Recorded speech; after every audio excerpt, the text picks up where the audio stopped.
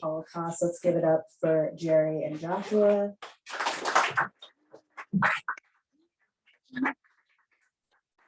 I'm here to Green Apple Books on the park. I'm Car, I'm the events coordinator here. And please do, I have very brief business about the store. I'll keep it brief until, oh, you're doing great, Jerry, don't worry. Whatever you're doing it right. That was my cue. I'm so sorry. The brief business, and then we will jump into it. Please do check out our full event calendar on our website at greenapplebooks.com. If you like events such as these, you might like what else we have to offer. All of our events are free unless stated otherwise. So that being said, please do buy books. Please do buy books from us if you can. I'm not above it. We're an independent bookstore in San Francisco, and when you support us, you support events such as these, and you support the authors that put a lot of work into making these books, and then you get to have a book. So that may be the best part of all. I can think of one, maybe even two books that you might want to take home tonight. So if you are able, please do buy books from us here this evening where you are right now. Without further ado, I'm going to go ahead and introduce the authors we have joining us tonight. First, Joshua Mohr is the author of the memoir Sirens and of several novels, including Damascus, which won the New York Times called Beat Poet Cool. His novel All This Life won the Northern California Book Award. He is the founder of Decant Editorial, and his most recent book is Model Citizen. Let's make some noise for Joshua Mohr. Oh, last item of business I forgot to say is if you could keep your mask on between sips of your beverage. We're just trying to move forward safer as we can. We want to give our authors the grace to take theirs off. So thank you for being cool about it. Okay, the reason we're here tonight, Jerry Stahl is the author of 10 books, including the best-selling memoir Permanent Midnight and the novels I, Fatty, Perv, Happy Mutant Baby Pills, and Bad Sex on Speed. A Pushcart Prize winning author, Stahl's work has appeared in Vice, Esquire, The Believer, New York Times, among many other places.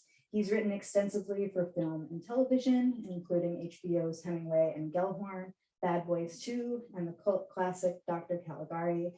And Stahl has taught with the Inside Out Writers Program for incarcerated youth, edited the Heroine Chronicles for Akashic Books, and appears in the documentary series San Quentin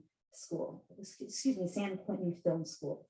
He has 2 daughters and lives with artist Zoe Hansen. His book, 999, is the reason we are here tonight. Please welcome Jerry Stahl.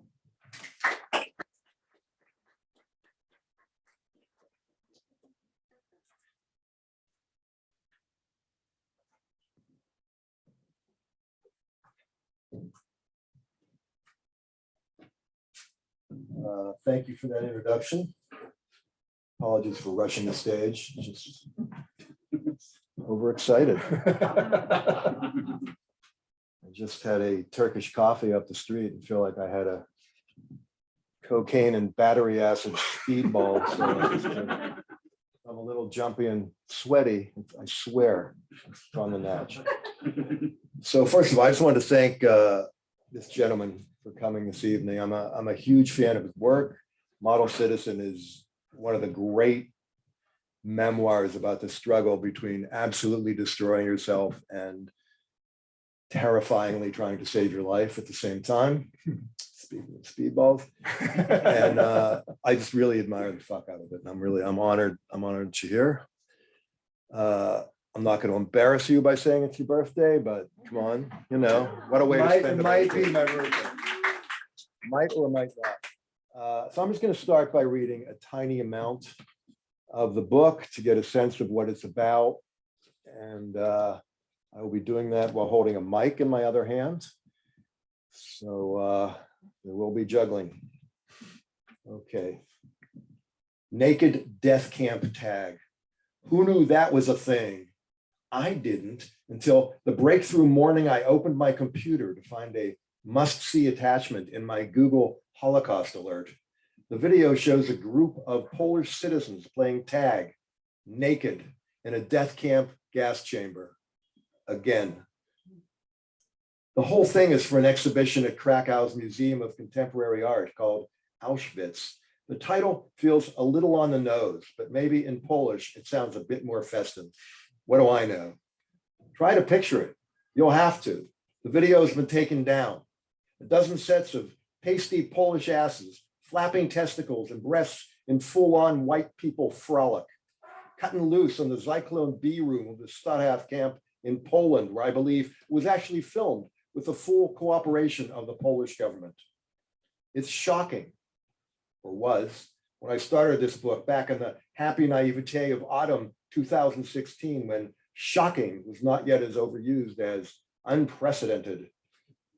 Today, in the nonstop plague year of 2022, excuse me, a time of Holocaust cosplay and Camp Auschwitz t-shirts, it's hard not to look back on 2016 as a time of almost poignant innocence. 5 years on, we've progressed to TikTok teens rocking fake burn scars and death camp threads, lip-syncing Bruno Mars and posing as Holocaust victims in heaven. Trauma porn. While Nazi accelerationists gush about coronavirus as a gift to the Atomwaffen division, the neo-Nazi fan club, itching to capitalize on societal collapse to make genocide great once again, an opportunity to jumpstart Final Solution. I don't know if any of you ever written a word that you don't know how to pronounce. You wake up and find yourself on stage, sometimes with your clothes on. I'm going to go with Ray Dukes, might be Ray Ducks. Scholars in the audience, cackle away. By now, the bar for unthinkable has been raised so high that not much can slam its way over. Very fine people feels almost quaint. Had the Polish government invited Trump and let the videographer gas actual Jews, we would have been treated to the sight of the ex-president himself, gallivanting along with the locals, prancing front ass and scrotum free among the smoking corpses. Well, that killed in the Shalom rest home. It's doing nothing for me here, but it's gotten some laughs. Comedy gold, which if it didn't dip the needle into shock territory, might have at least provided an evening's japery for a Mar-a-Lago theme party. Or not. My beef with Trump is far more personal, far more petty than the whole destroying democracy and damning future generations thing. I blame the man for fucking up this book. Thanks to the white nationalist president, my long ago Donald versus Adolf hot takes feel as dated as distressed denim and LL Cool J. A big chunk of book rendered hokey by contempo history. On the plus side, it's all gravy if you're reading this while still walking upright, not felled by nuke fumes or clawing your ventilator in some tainted eternal COVID-19 induced solitude. The idea then, why stay in this country listening to mere Proud Boy-esque neo-Nazis when you could go to the source, to Poland and Germany, and experience the birthplace of actual Nazis? How better to soak up fascist antibodies? The concept was to chronicle a sojourn through Poland, East Germany, and World War II, essentially a 2-week holiday in key hellholes and hotspots of 30s and 40s Europe, as assembled by the pros at Globule Tours. Throughout this tour, the promotional literature informs prospective clients. You'll visit some of the concentration camps used during World War II. You'll visit the most infamous, Auschwitz and Birkenau, where you'll see chilling reminders of the Holocaust. It's hard not to hear the whole spiel in the voice of Don LaFontaine, the coming attractions guide. You'll thrill to the sight of actual ovens. And yes, I would be Holocausting by bus. Thank you.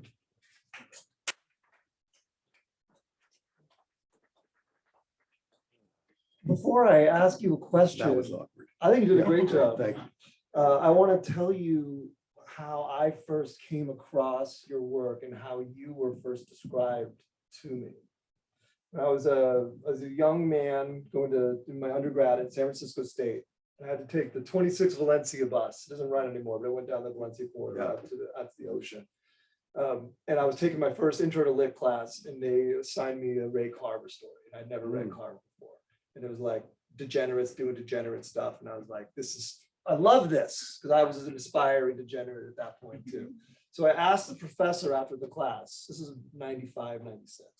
I asked the professor after the class, I go, is there anybody working right now who's doing like this version of degenerate that's happening? And he goes, there's this sick fuck. And I was like, I'm a sick fuck. What's this guy's name? And he put permanent midnight in my hands. And I've been a card carrying fan ever since, Mr. Stahl. It's an honor to be here with you tonight.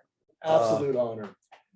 So you were in Degeneracy 101. Oh, absolutely. Yeah. Absolutely. Cool. I couldn't get Honor for into the graduate level classes yet. You got to earn that. You do. Yeah. Start out low. Yeah. Still on the wine cooler phase. I've read your book. Not a lot of wine coolers. I wanted to, before I ask the questions that I wanted to ask you, I wanted to say something about you were just reading to us, and what you do is so time signature, so cadence driven. But I was just curious if you edit out loud. Is that a part of your process? Do you read to yourself? Absolutely. I'm one of those people, if I happen to be in public, like strangers will come up and say, you're moving your lips. Right. Because I read it out loud and hear it in my head. And if I'm not actually in my own home, I'm gonna get to myself. Yeah. Yeah, man, I always hear it out loud. It's funny because I probably read Model Citizen out loud, soup to nuts, 100 times. Yeah. But when you can hear it in other people's work, when you're really kind of doting on, the molecules like that. And it seems so, the best memoirs sound like that person is sitting on the bar stool next to you, whispering it into your ear. And this sounds exactly like you. And it's such a, I just want to say congratulations on that. Well, thanks, man. One of my tens of fans, and I'm Totally. thrilled that you like it. 10. Yeah. And then Double figures. Man. It's fucking huge. so let's talk about the chicken and the egg that I was wondering about as I was first reading the book. Was when you were signing up to take this trip, did you know that there was going to be this might be a framing device for a future narrative, or were you just going out to have some Holocaust fun? Well, I wouldn't put it like that, but I was definitely thinking I'd be doing a book. And for economic reasons I won't go into, I needed Vice magazine to subsidize me taking the trip. So it was a 6-part series in Vice. The Vice people are not aware of, the Vice that is actually still a print an online print magazine, as opposed to the much more lauded video side of things. So they covered me going over there, and what they didn't want was anything personal. They just wanted what people will see, what it's like. They didn't want any of the other stuff that sort of polluted the book going forward when it became a book. And then, so were you thinking about how you were going to use each stop along the way for the book you were eventually going to write, or when you were there, you were just thinking about the Vice side of things? I was just trying to get through it, man. I'm not a planner. Right. I'm not an outline guy. It's like, that great Norman Mailer description of writing novels. It's like driving at night. You can see 20 feet ahead in your headlights. Then when you get there, you can see the next 20 feet. I mean, that's pretty much how I operate. Yeah. My programming is so subversive that if I give myself a note like, hey, tomorrow you should do this, future Josh is like, fuck you, man. You can't tell me what to do. So I can't even think about the next day's work. Yeah, no, I hear you. Yeah. You just invent it as you go along. And then, so did that then architecturally dictate then, because most of the stuff that's about you and your life is kind of in parentheses. Was that sort of how you were thinking about threading in some of the biographical details along the way? Again, it wasn't really a plan. I may have gotten clean, but linear thinking, I don't know if I ever had linear thinking, but I definitely don't have it now. So instead of going from A to B, I'll just digress, go from A to A26, and so it's all just an excuse for just kind of, I like riffers, I like guys who just, like you say, you feel like you're talking, and you end up where you end up without knowing how you end up there. Does that make any sense? It makes perfect sense. Yeah. I mean, I have the same kind of improvising mindset that you employ too. Yeah. And then, so as you were getting your feet wet, like walk us through, I mean, obviously it's in the book and everyone's going to read the book, but just from a disposition or from a mood perspective, what was the first couple days of this journey like? Just sitting in the bus, surrounded by this kind of like wild cast of Yeah, characters. What was that like for you? I'm not gonna say hellish, but kind of. Just real quick, the origin of the book is I was just feeling massively despairing and depressed in general about a lot of things back at that time. And I wanted to go somewhere where total despair and depression was completely appropriate. So where better than concentration camps? So that's the joyful head I was bringing with me as I went to meet these people. And by the time we actually made it to the bus, we had all gone around the room like a kielbasa grotto the night before. Still working on my kielbasa, the pronunciations. And we had to say why we were doing this. Oh, wow. So before we even got on the bus, there was like, well, I've never met a Jew, but I admire the Jewish people. And a lot of, I love Schindler's List, a lot of that. I watched the History Channel, you know, and then there was an actual Jew. There was an older fellow who was a displaced person from Poland who was coming back to Poland, and it was kind of emotional for him. So before I ever got on the bus, there was that. Right. And I already felt massively uncomfortable. And I have a lot of post-traumatic bus challenges just from growing up and, you know, being the kid on the bus and all the shit that happens. Somebody actually literally vomited once in my mouth in the back of the bus. I'm not bragging. It's just Wow, a that's a shit good one. It's just the shit you go through in high school and grade school. So I already had that trauma. And then the idea of just sitting on the bus and realize I've fucking signed on for this. Right. It's the kind of work I always do, which is when, you know, back when I was a journalist for many years, the pre-internet age, so it's like it never happened. I would just put myself in these grotesque situations, that classic gonzo thing where the subject is not the subject as much as the subject along with your reaction to whatever the fuck you're doing. Yeah. I would do like nude singles retreat weekends at Topanga in Los Angeles, you know, with the like nude buffets and the genitals right at like chicken salad level, you know, scrotum gently brushing the tuna, and you know, and then just writing about that and like the horrors of it, you know. What did Hunter Thompson have 2 sentences about the Kentucky Derby in that first essay? The Kentucky Derby. Exactly. Right. Yeah. You're probably right. I forgot about that. Yeah, One of that's the a great greats. one. Yeah, where he invented it all. Yeah. So long story short, I got there and I was massively uncomfortable, which was probably just as it should be. Yeah. And like, well, how the fuck am I going to get through this? Yeah. Yeah. Well, that leads me to something that I wanted to ask too. I remember hearing one of the reasons I like to teach at festivals and whatnot is because I get to nerd out and hear what other writers are talking about. And I remember Paul Harding, the guy who wrote Tinkers, said something really amazing one time. He said, you know, write what you know, of course. I don't have a problem with that. Yeah. Write what you know, but never write what you understand. Wow, that's brilliant. And I always loved that. I wanted to kind of ask you, you know, what didn't you understand about this project or yourself as you were kind of orienting yourself in the book? That's kind of a great question because I never know what I think until I write it. Right. And then I look down and say, oh, so that's what's going on. You fucking maniac. And then you realize like you've immersed yourself in this tormenting soup of weirdness and you're just there, you know. And I don't understand it. I don't always figure it out in the moment, but you have to react, you know. It's like this weird survival thing. And then you write about that process. And with any luck, that is interesting. Yeah, for sure. I remember there's probably an apocryphal story about a critic asking Ian Forster what his new book was about. And Forster goes, well, how do I know what I think till I see what I say? There you go. Yeah. I don't have any idea. Yeah. So the things that were mystifying as you were going into the process were what for you? I think the most mystifying thing is what a person feels when you step into the really sanctified ground. You know, I mean, you have this image of Auschwitz or, you know, all the camps, and you've seen the bodies piled up and the dogs and the SS and the oven, and you're just ready to have this emotional experience. And then you step off the bus and walk into Auschwitz.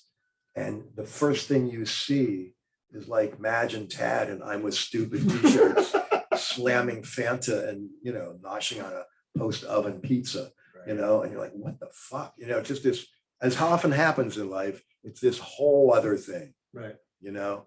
So not only didn't I understand what was going to happen, I had no idea that even existed. Yeah. And was your first visceral reaction to that to be offended that that was a ingredient in the festivities? I try not to be offended because it sounds judgmental, like I think I'm better than them. Right. I was just kind of like, I was gobsmacked in the sense that this is just not something I had ever read about, you know, and the fact that it existed. And at the end of the day, it's about, you know, I went to Auschwitz and all I got was this stupid refrigerator magnet, Right. you know, that angle of things, I just didn't see coming. Yeah. I thought it was going to be, you know, all the emotional impact was there, but it was there along with this other thing. Right. Commerce, selfies, you know, you know, there's one story in the book where I had this, again, it was like the first or second day I was there. I'm kind of staggering out of the ovens and I hear these young Filipino lady, you know, little, I guess teenage girls. I think they're, maybe I'm wrong. I couldn't pinpoint the accent. They're just going like, Crema. And I'm, you know, what the fuck? And they come charging up to me with a selfie stick. And it turns out they thought I was Kramer and they wanted to take a selfie with me, you know? And this is not a subject like Emily Post ever covered. Right, You know, right. Everybody knows Emily Post is boomer alert. And it's just, what do you do in that situation? Not only is somebody taking a selfie, which blew me away, they're taking a selfie with a celebrity who they think is you, Right. and you're not that celebrity. Yeah. So that happened.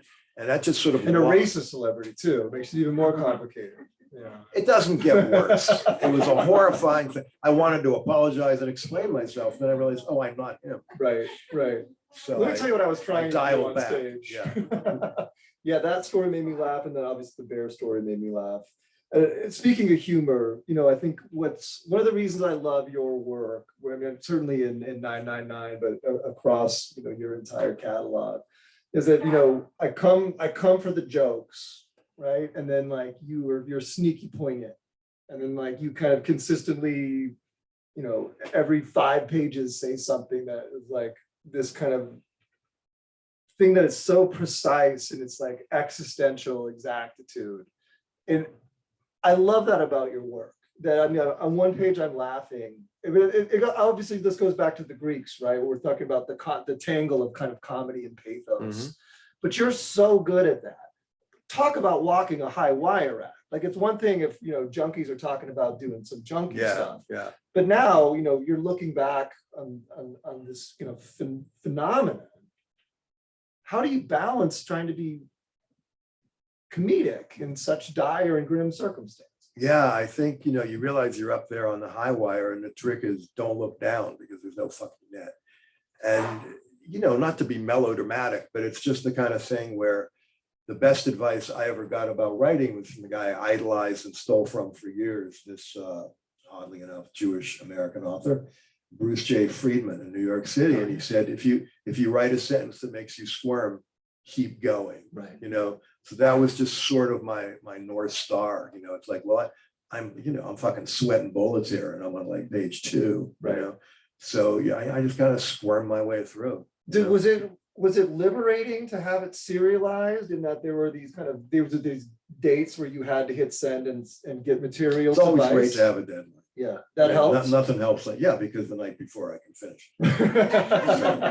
Deadlines for me are, you know, it's a square concept. You should be generally inspired, but it does help to have a deadline. Yeah. And then when you finish the Vice project, you say to yourself, I want to do more with this material. I want to tie it more closely to my biography, and that's going to be the book. Wasn't that calculated? I just always knew it was going to be a book. Right. Somehow, way, shape, or form. Vice didn't want to give it up, so I ended up spending more on my publishing lawyer, you know, Oh, interesting. than Vice gave me, which is, the economics of it are perfect because that's, that's how writers live. So they wouldn't give you the rights. I got the rights eventually, but it was a struggle. And not that that even matters, but I got it back.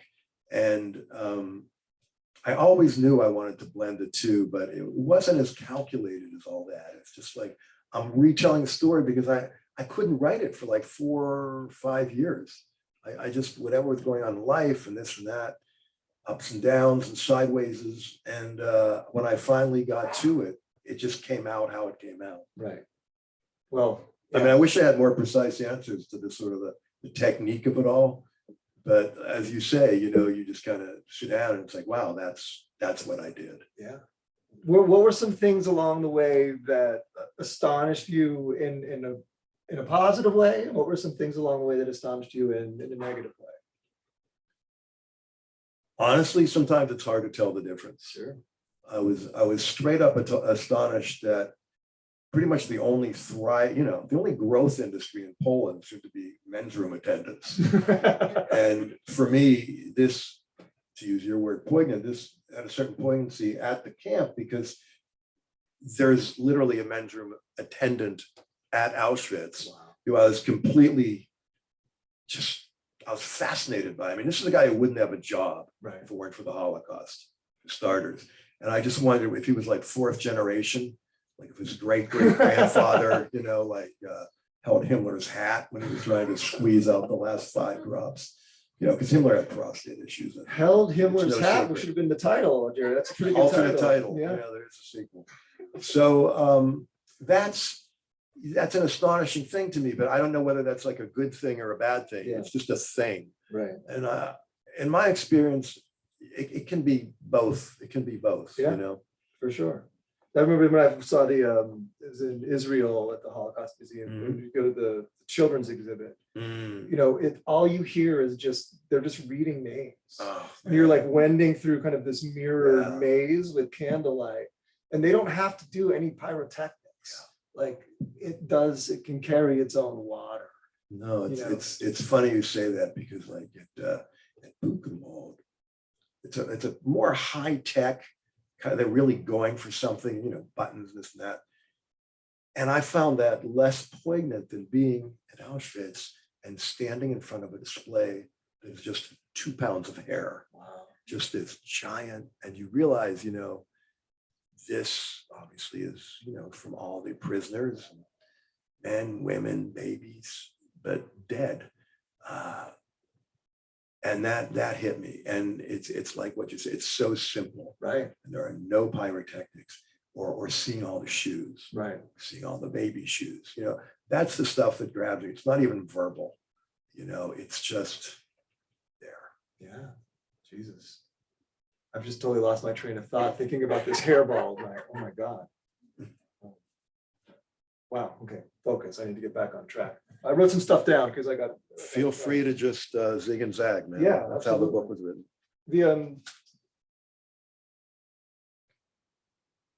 I wanted to ask a question about being a memoirist over how many years? So Midnight came out in 95. You were at a different point in your life, obviously, when you put that book together. So now having written another thing that would fall into kind of the category of being a memoir, after so much time has passed, what was different for you as approaching it as a young man and approaching it as the age you are now?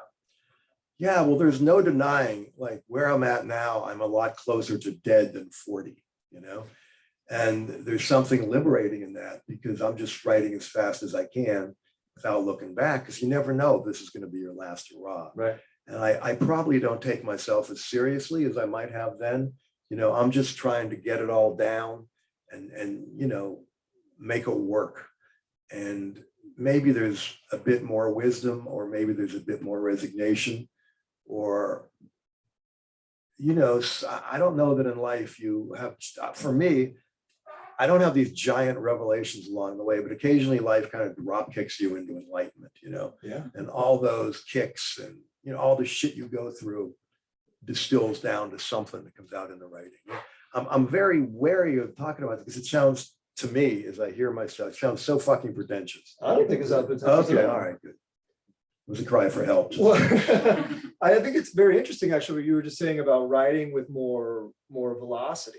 Or does that change how you revise then? Do you not revise as? No, I revise constantly. In fact, I notice you have the galleys, and there's a lot different in the actual book than are in there. So it's constant revision. It's that great Truman Capote line, always subtract. Yep. So a lot of shit, little darlings getting slaughtered. And you just have to be merciless, because at the end of the day, nobody's going to remember the great sentence that you didn't put in, Right. except you at 3 a.m, like clawing your face. I'll see you at 3. I'll text you. Yeah. There's a passage at the end of the book that I read out loud to myself a couple times because I thought the writing was so beautiful. I wanted to ask you about. Let me count on my fingers. 3, that hanging might be a good idea, but knowing I'm not good with knots or handicrafts, I can only read wistfully about others who managed to die by rope. And this was one over here, which I thought was so amazing for the end of the book. Then I wanted to ask you specific questions about.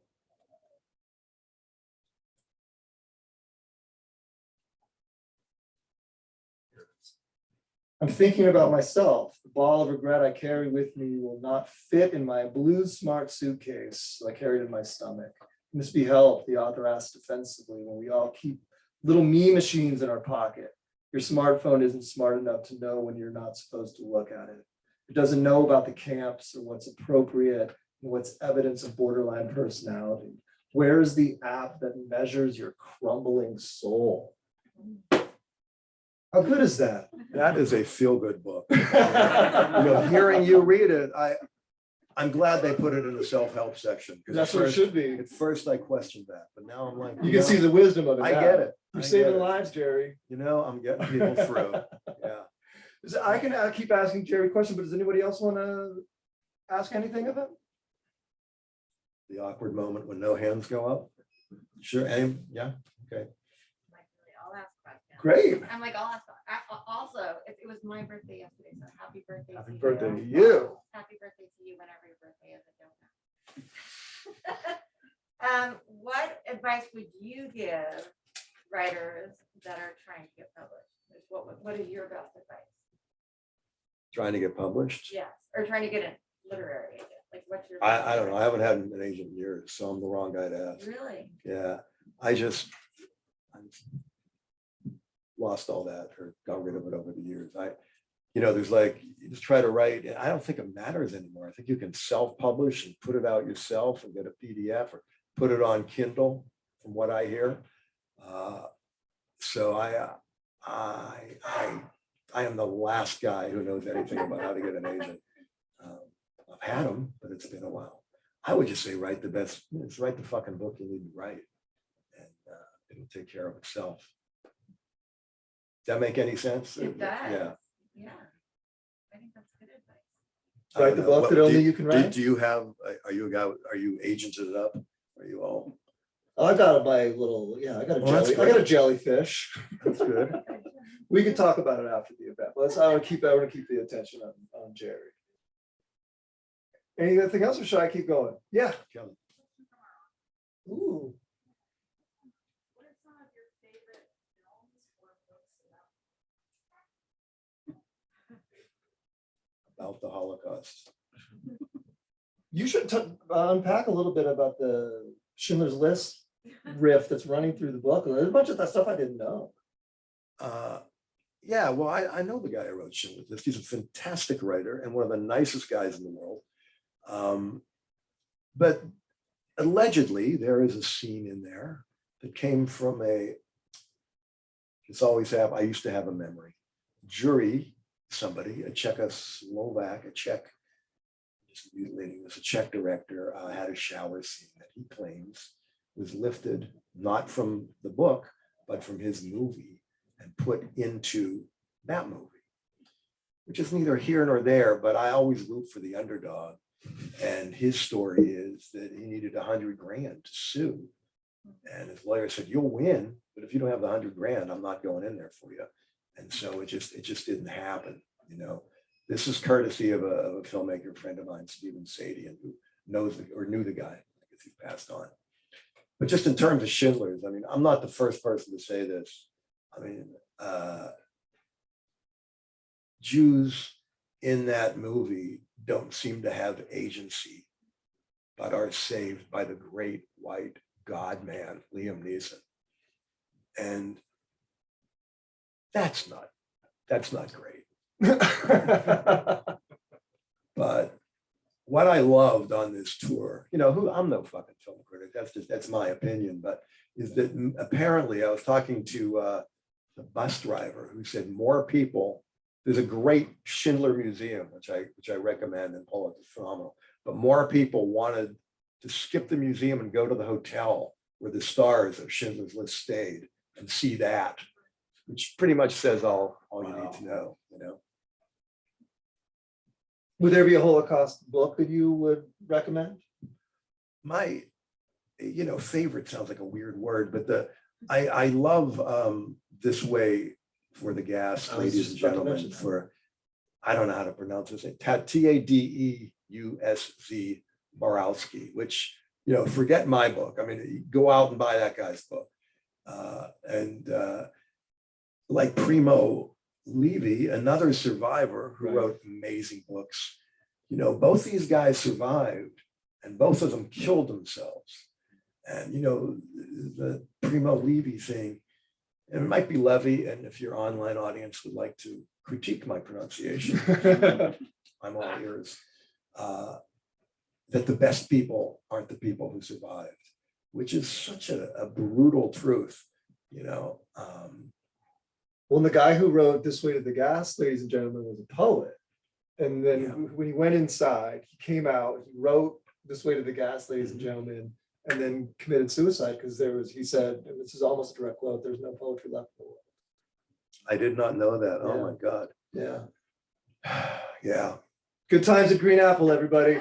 Here we go. There's another book called The Kindly Ones by last name is Littell. I think it's Jonathan Littell, but I might get that first name wrong, which is about 9,000 pages of it's as bent and twisted a rendering of that time as you're going to get. And you don't know if it's funny, insane, degenerate, which is, my favorite kind of uncategorizable writing. So that's one. There's also a book by a woman whose name I can't remember called My Holocaust, which again, it's more straight up going for humor, but it's going in a way that I think respects the subject matter.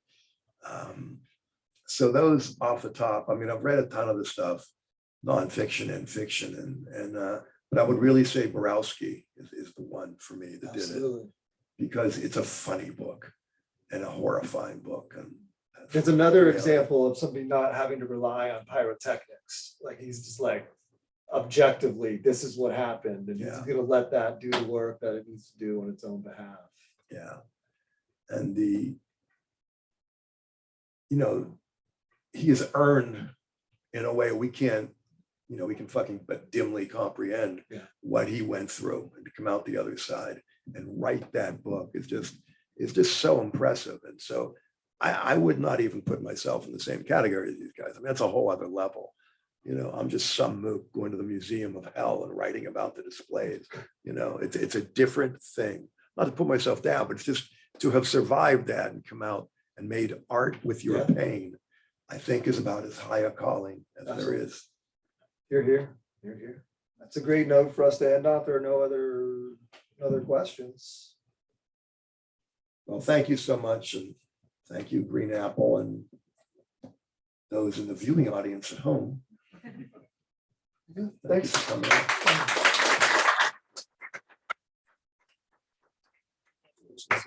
Thank you. I really appreciate it. That was great. Let's give one more hand for Jerry and Josh, please. I'm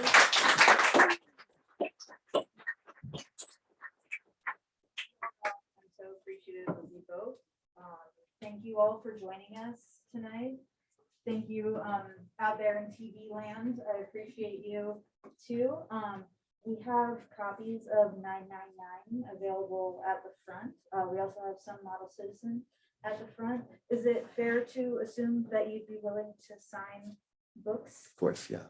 He's gonna do it. So we have those at the front. You can bring them to the back. Thank you so much. We'll see you next time. Perfect. Will you hit this one for me too? Sure, man. Bring a pen.